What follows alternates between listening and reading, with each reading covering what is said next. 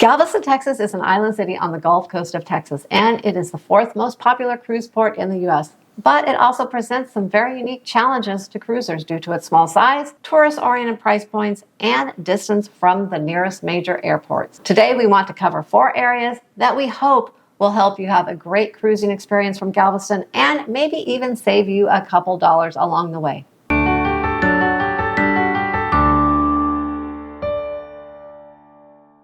Hello everyone, it's Sharon and Jamie from Sharon and Jamie Travel. Welcome to our YouTube channel, and today we want to talk about the Port of Galveston. We want to cover how to get to and from the port, where to stay before your cruise, dining options, and maybe a few other things that you're not going to want to miss while you're staying in Galveston. All right, the first thing we want to cover is travel to Galveston. Now, unless you're someone who's lucky enough to live in Texas or one of the surrounding states, chances are you're going to be flying into Texas, and you'll be flying into one of 2 airports in Houston. You have the Houston Hobby Airport, which is about 45 minutes from the Port of Galveston. Then you also have George Bush Intercontinental Airport, which is about another 30 minutes away.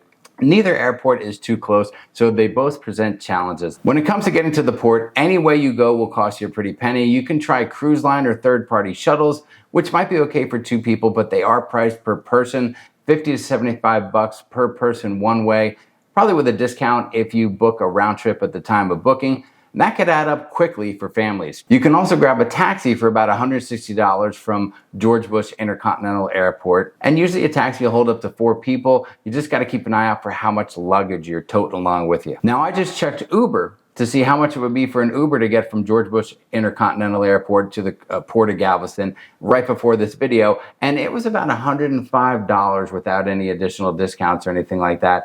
That's not too bad, but those prices can vary greatly. Uber and Lyft, you know, the prices can fluctuate up and down depending on the time of day, what day of the week it is, what kind of traffic there is, and all that kind of stuff. Now, we paid as much as $130 just to get from Houston Hobby Airport, the closer of the 2, to get down to the Port of Galveston before. Now, you can also rent a car from one of the airports and travel down to the Port of Galveston, but as of all my research before this video, I could only find one rental car company, and that was Enterprise. It had a drop-off location right on the island of Galveston. Then when I first looked, it was only $67, $70 a day for a rental, and I thought that might be pretty easy to work with, but it turns out after taxes, fees, and if you get the car for 2 days, you're going to pay over $300 because there's a very large drop-off fee for dropping it off down on Galveston instead of back at the airport. Now, the bigger challenge you might face is going to be debarkation day and getting a ride back to the airport from the cruise port. Now, especially if it's a weekend and there's multiple ships in port, it can be very, very challenging. Whichever way you go on debarkation day, prices are going to be higher, wait times are going to be longer,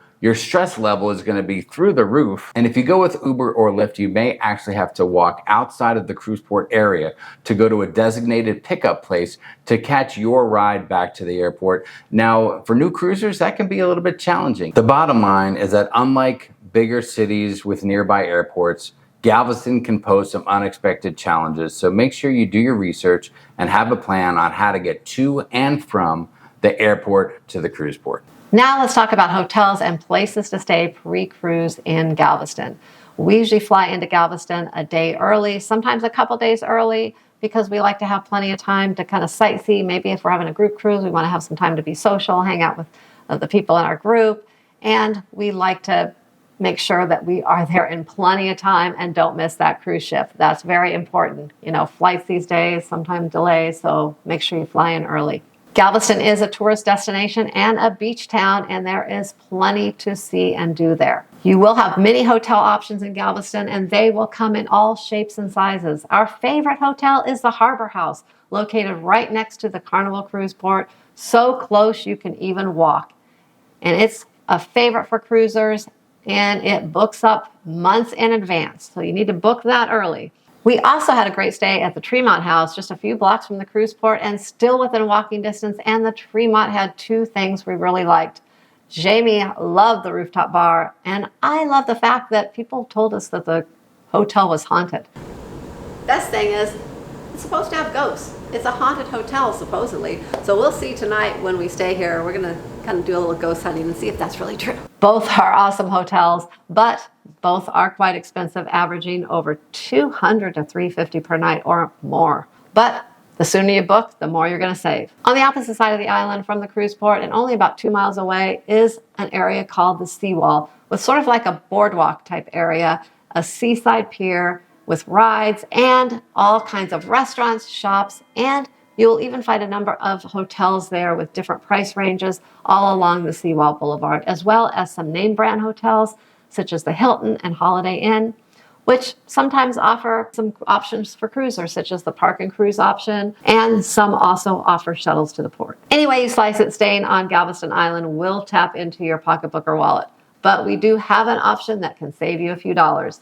Between Houston and Galveston are a number of towns, and on a couple of our past cruises from Galveston, we actually stayed at a Hampton Inn in a town called Webster, which is almost right between Houston and Galveston. It is much cheaper. There are many less expensive dining options. It includes breakfast, and maybe the best part is there is a Buc-ee's close by. Any of you know about Buc-ee's, you know what I'm talking about.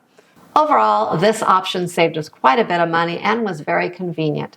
To research any of these hotels, just check out a website maybe like TripAdvisor, check some of the pictures online by past guests.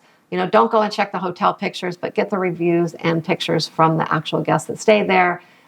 You'll get much more valid information.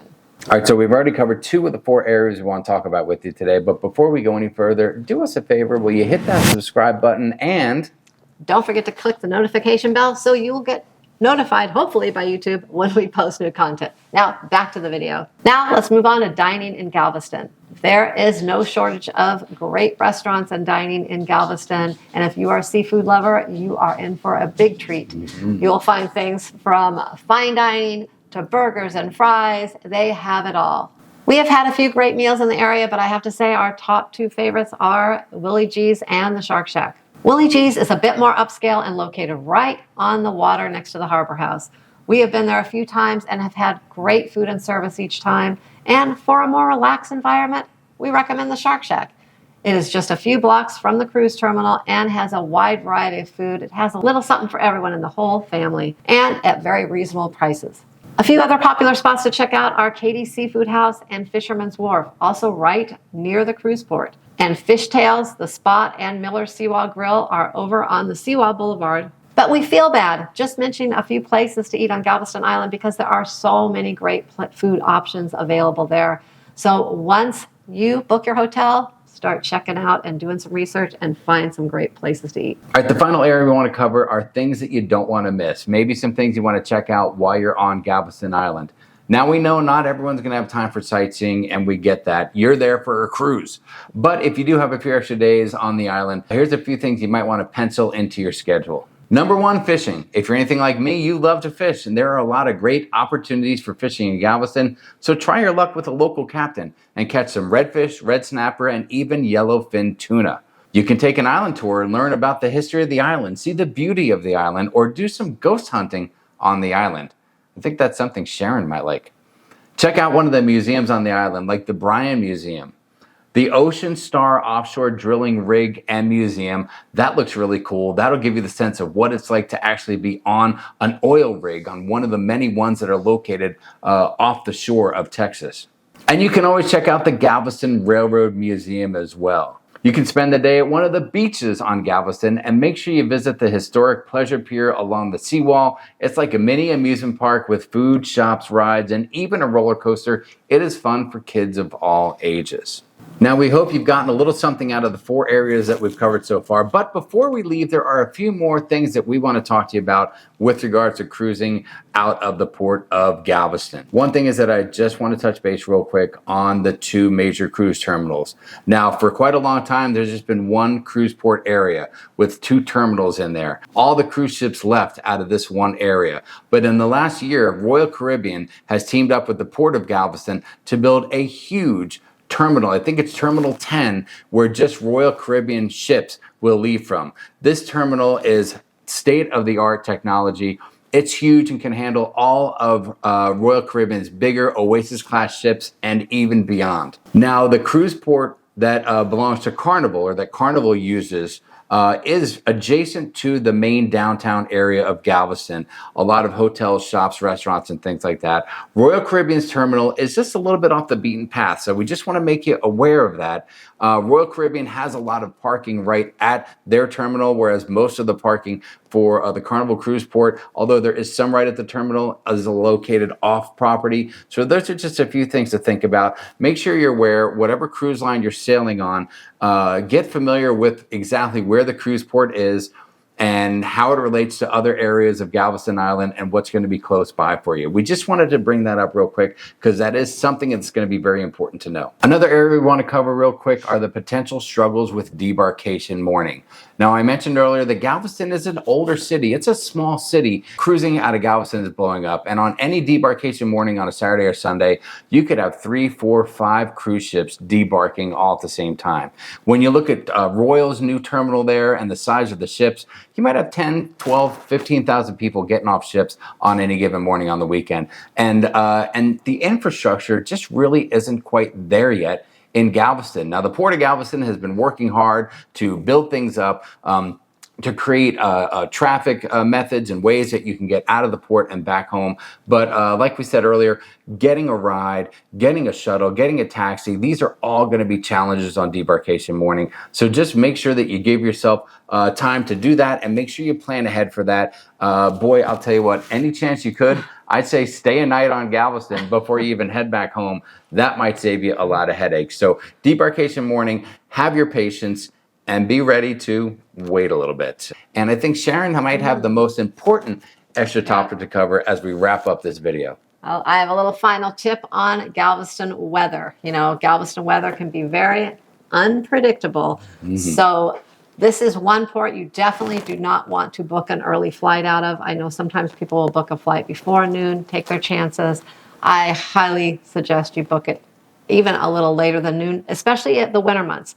The winter months are known for having a lot of fog in Galveston, and ships sometimes can be delayed, maybe 30 minutes up to sometimes a few hours. We had this happen to us once. Our ship was delayed coming in about 90 minutes. Now, if we would have had an early flight, we may not have made it to the airport, you know, because as we mentioned, the airport is quite a ways from the Port of Galveston. It's not just like 10 minutes down the road. So make sure you do not book a flight. I would say during the winter months, I wouldn't probably book it until like 2 p.m. But definitely make sure it's afternoon because you definitely do not want to miss your flight. Hope this video was helpful and some of the information we shared here today helps your next cruise out of Galveston run smoothly. We will put some of the links in the description box below to some of the hotels we mentioned, also dining options and parking locations in Galveston as well. Until next time, happy cruising, and we'll see you on the next video.